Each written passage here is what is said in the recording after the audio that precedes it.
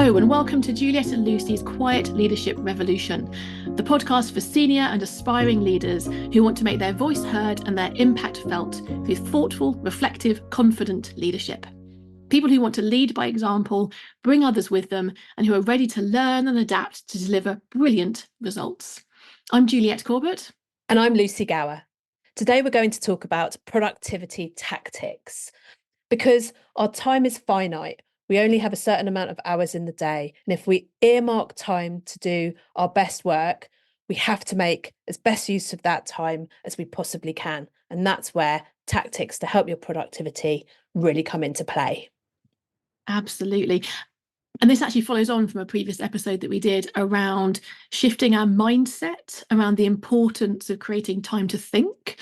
So you might want to use some of these productivity tactics to carve out time to think, but actually it's also about all those other jobs that you need to be getting done. So you can use these tactics for carving out time for the other things that are on your important or even urgent list of things to do. So I guess, Lucy, the first thing that would be really interesting to hear about is what happens when we don't have the right set of productivity tactics for ourselves in place. How do you end up feeling? Because I know that I don't end up in a good place if I don't have some good productivity tactics in place for me.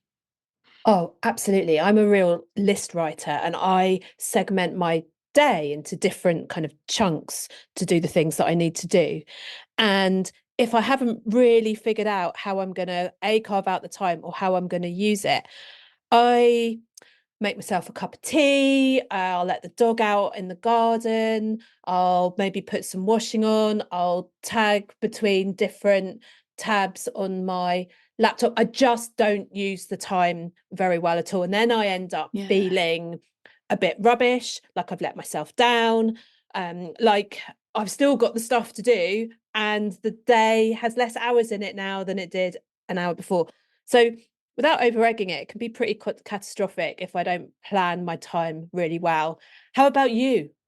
Oh, it's exactly the same. Yeah. So I've got a set of tactics, which we can talk about in a few minutes, that seem to work well for me. So I feel like at the moment, I found a system that works. But if I think back not that many years, just the feeling of getting towards the end of a day, having not achieved the things that I knew I had to get done, was just exhausting to happen day after day. And of course, you get that backlog of work that needs to happen that you just haven't been able to carve out the time for. And of course, some of that stuff that I don't want to do. So it's me procrastinating, stopping myself from getting on with tasks. And some of it's distractions from other people. There's a whole mishmash of different ways in which time can just slip by. And you end up at the end of the week not having done what you need to do. And it's pretty exhausting, pretty frustrating.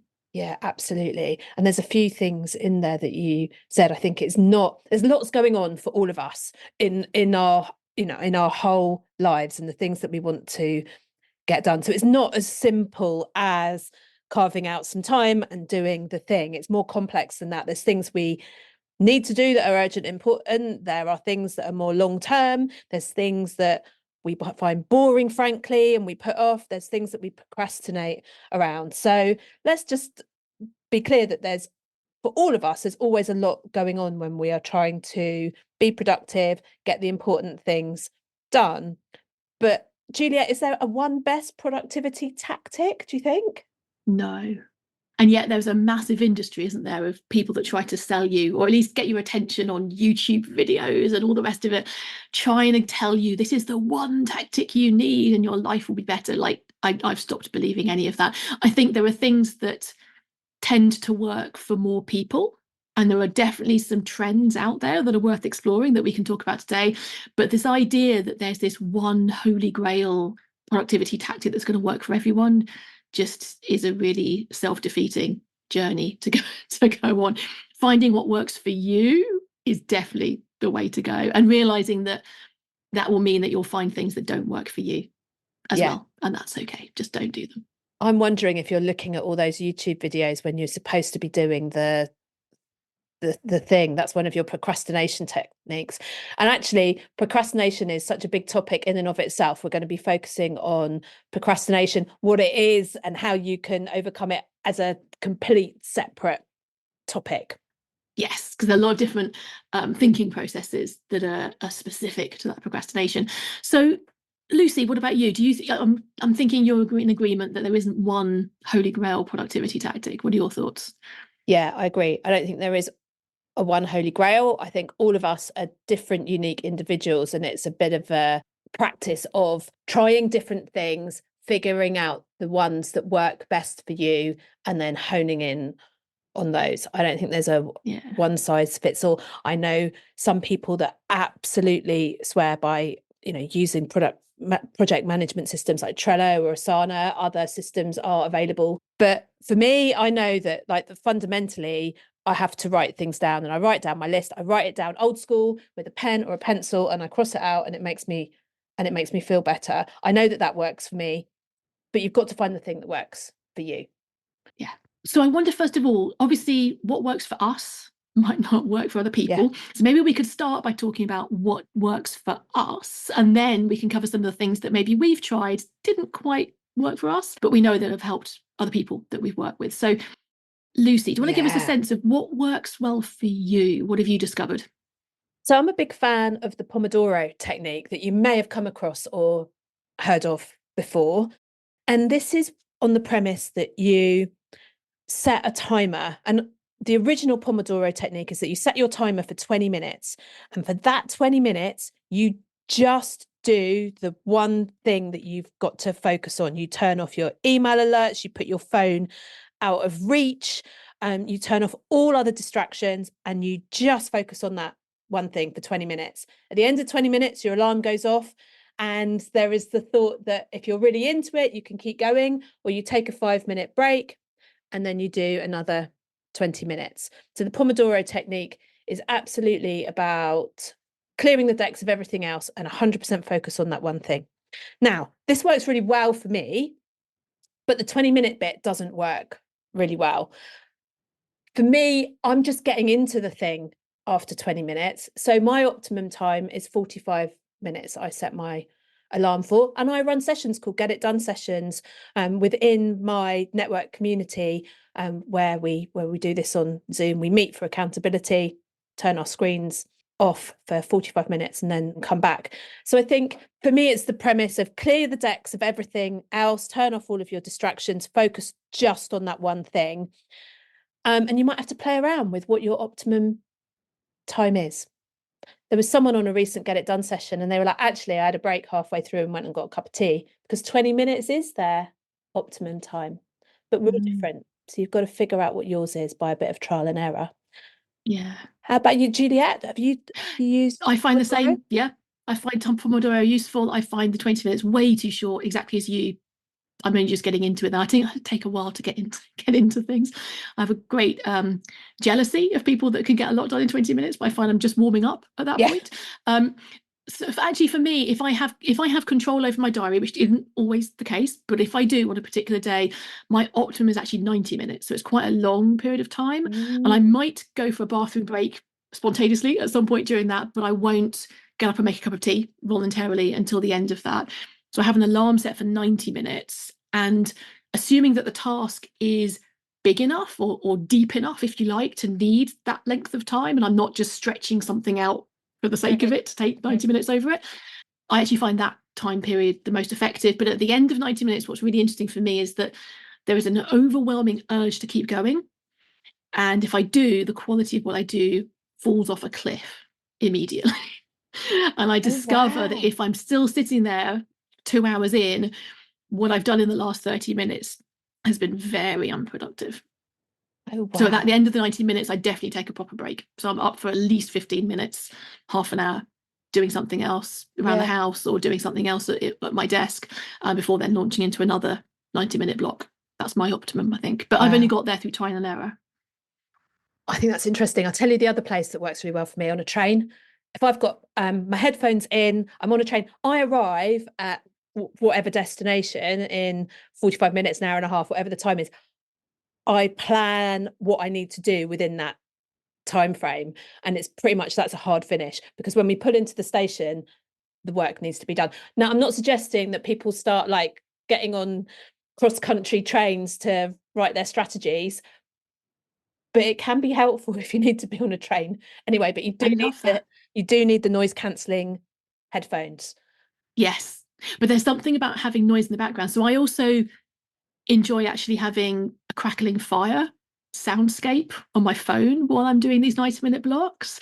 So I've tried various different types of sound, and the one that works for me best is a crackling fire because it's neutral enough. It doesn't have too many ups and downs to distract. Like bird call was the worst thing ever for me.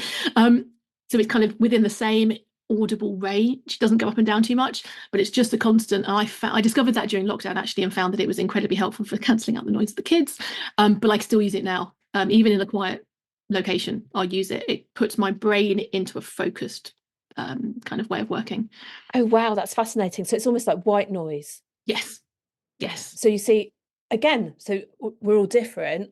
I have to have complete silence. I can't have anything going on. And if I'm going to be really focusing, I used to work from coffee shops and work in kind of busy places for that kind of hustle and bustle. And I tried to work from a coffee shop a couple of months ago, and I just was amazed at how noisy it was, how I couldn't concentrate every time somebody wanted a coffee, the coffee machine going off, and I had to leave. I was getting so stressed, and I had my headphones, and I was just so distracted by people coming backwards and forwards.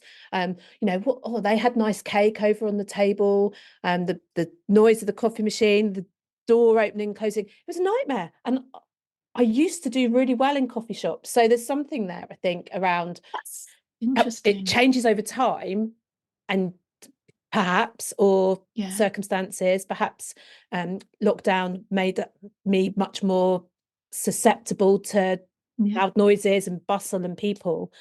But definitely I need to have nothing going on. So I think that's interesting that you've got it is interesting. And I think there's that lesson that finding what works for you is a key part of the message we're giving here, but actually it's what works for you now, and that might not be the same as what used to work for you, and in the future that might shift again. So there's something in there about it being a continual trying out new things and reflecting and then adapting based on the things that are working. And in your case, unfortunately, the cake envy overwhelmed the coffee shop kind of buzz and meant that wasn't a great place to work.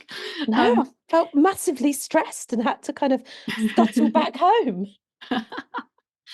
So one thing you mentioned there really piqued my interest. So the Pomodoro technique works because, as you said, you've cleared the decks of everything else. And I think there's something core in there that even if this Pomodoro technique, or it's often called diary blocking or time blocking, has a kind of different names, I think, for basically the same thing.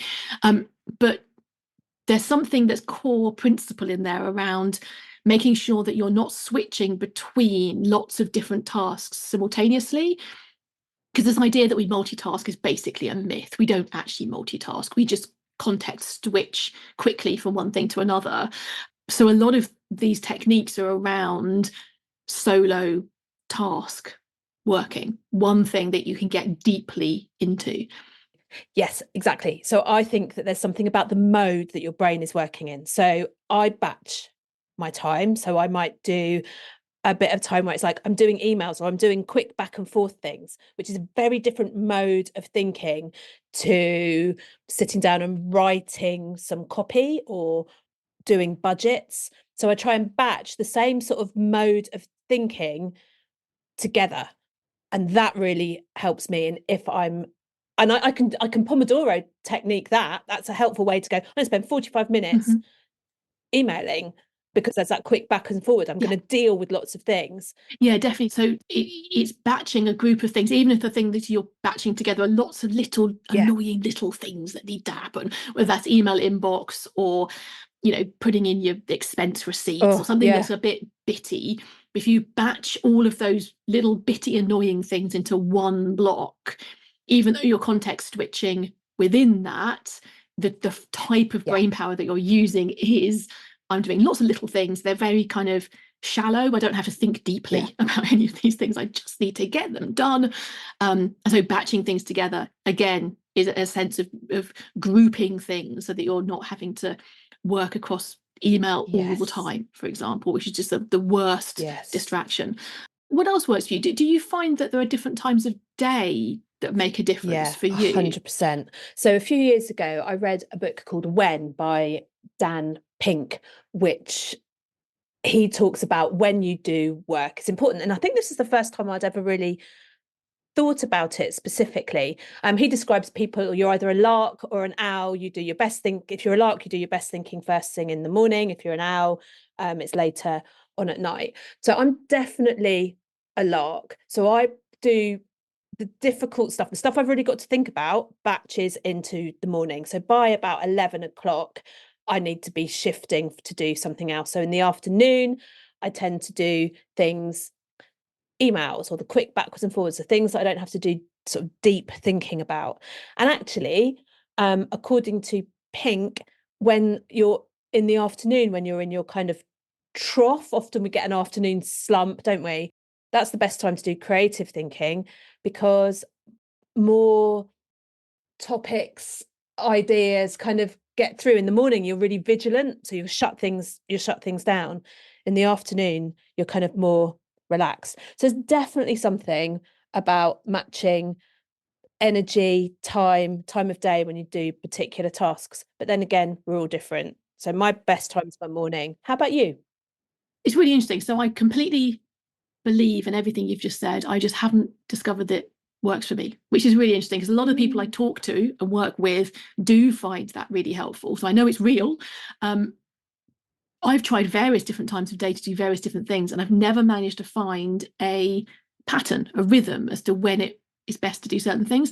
So instead, what you mentioned there was energy, thinking about your energy levels. So I do that instead. So I find that at different times of the week, there are certain things that just feel like this is the right time to do that thing.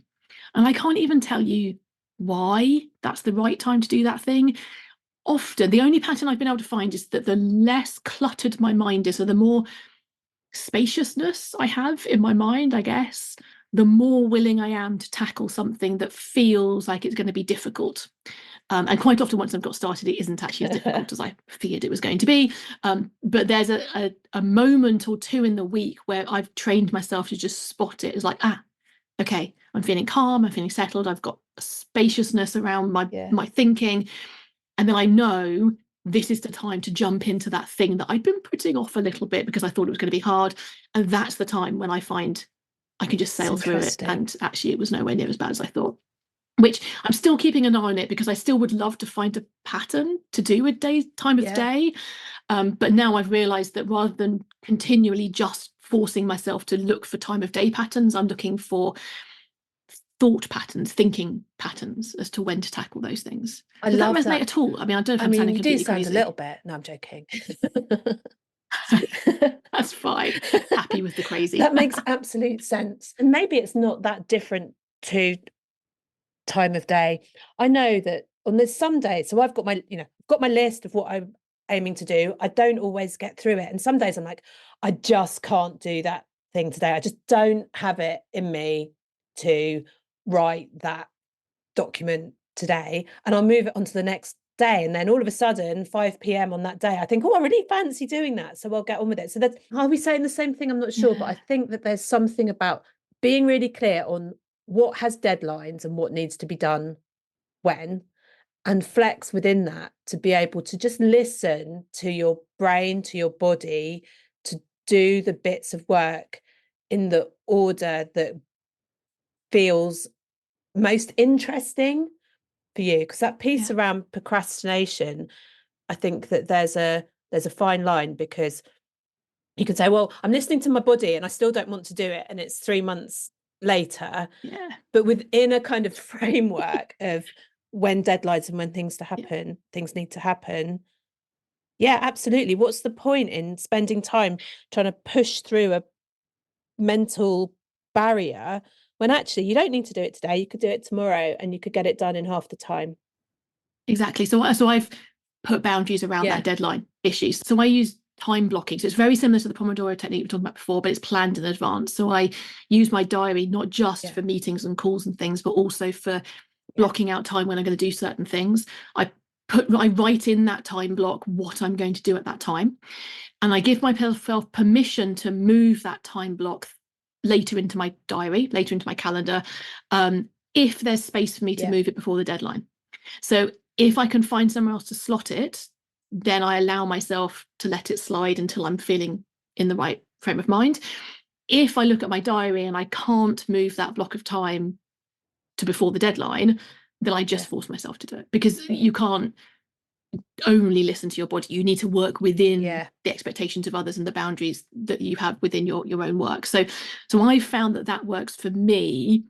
I have talked to quite a few clients about the idea of putting non-meeting blocks in diaries. And I think the thing that gets in some people's ways is the way they phrase it to me is, I'll keep a promise to someone else, but I won't keep a promise to myself, which means that if it's a meeting with someone else, they're going to turn up. They wouldn't just like no show that meeting. But if it's just a block of time that you solo are going to sit down and work on something, they're very happy to just let that slide and not do it. And I don't know why, but I don't find that as much of an issue for me, but it definitely is quite common. One of the things that I don't do, but I think other people found helpful, is having an accountability partner. So somebody someone that you're reporting back into, and your Get It Done sessions kind of use that technique as well, don't they? And the accountability within the Get It Done sessions. So Get It Done sessions are like the Pomodoro technique. We meet online, everybody says what they're going to do, then there's 45 minutes, and then we check in and see how we've done.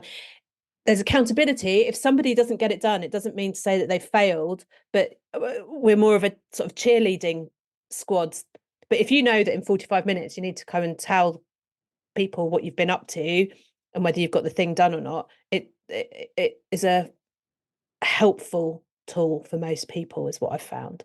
Definitely. I think when it's combined with a kind of, okay, so you didn't get it done, what got in your way, not what went wrong, because that's very judgmental, but what got in your way, what prevented you from getting that done. And then that can open up a reflective thought process or conversation around, there were too many distractions in the room, or what was it that you might be able to shift and change for next time. And what can you change for next time? The other thing that I think I find helpful, and I know that some of my clients find helpful too, on this bit around, I've got a deadline, I don't feel like doing it for whatever reason, is just start. Give yourself 5 minutes. Just start, knowing that you've only got to do 5 minutes. And it's quite surprising at the end of that 5 minutes, give yourself permission if you're like, this is the dead loss, I'm not going to do it. But at the end of that 5 minutes, more often than not, people are like, oh, it's not as bad as I thought it was, and I'm just going to crack on now I've started. So that can be a helpful technique as well. Yeah. And interesting, I was just on a call actually this morning with a coaching client, and she was saying exactly that. Her phrase at the moment is just start. She's been using it for the last 3 or 4 months, and it's like I just need to start. And she's almost without exception, I think, come back with the feedback of, it wasn't as bad as I thought. So that's really working for her. It can be very helpful, very powerful.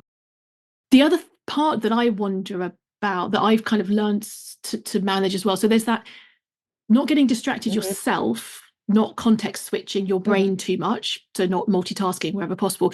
There's also minimizing the external disruption or distractions as well. So definitely habits that I found helpful around turning off my email. So I actually don't even have any notifications popping up on my computer screen at all. And I kind of struggle to think of an example where they're useful, because inevitably, unless you're in crisis management, in which case maybe there's an alternative way of getting hold of you that isn't email, such as giving you a call, there generally isn't much benefit to having those email notifications pop up. I'm sure you can think of exceptions, but generally speaking, I think most people perform better when they're off. Well, the benefit there is you get a dopamine hit, and you like, oh, what is it? And then you either feel great or not so great, depending on what the email is. But it's it's deep rooted in our psychology, and that's and actually we're planning a whole episode on email, aren't we? Because of the nature of how deep rooted that is. So making sure that you finding somewhere either quiet or noisy, depending on what you like, but curating the environment in which you're working as much as you can. And then the other thing that I found helpful is setting expectations with others around me. So when I was leading a team, we trialed doing our time blocking, but having these 90 minutes, I think actually we were doing 1 hour blocks at the time, where we also promised not to interrupt each other. So we could send an email to each other knowing that everyone's email was off, so we weren't expecting any kind of response, but we could send the email as an asynchronous communications method. But there was no wandering up to each other's desk asking questions. You know, it was very much the phones are off. This is quiet, focused time. We even put signs on the doors saying, "This is our focus time. Come back in an Brilliant. hour." And that was incredibly kind of effective because we'd set that expectation within the whole group of us rather than just trying to do it solo. And how did other people feel that were like, I must go and ask Juliet and her team something, and they get to the door and it's like, oh, we're having quiet focus time. How did that work? They completely understood. They completely understood. And the people that we were working with closely in other teams, I told in advance, this is what we're doing and why. And they all came back with, oh, we should try that too. Let us know how it goes. And what was fascinating from my point of view was the number of times that I got up off my desk, took the short walk into the team's shared office to ask a question, only to be told, like fingers to lips, like go away. This is our quiet time. I was like, oh my goodness, this policy that I suggested, I'm the one that's interrupting their work.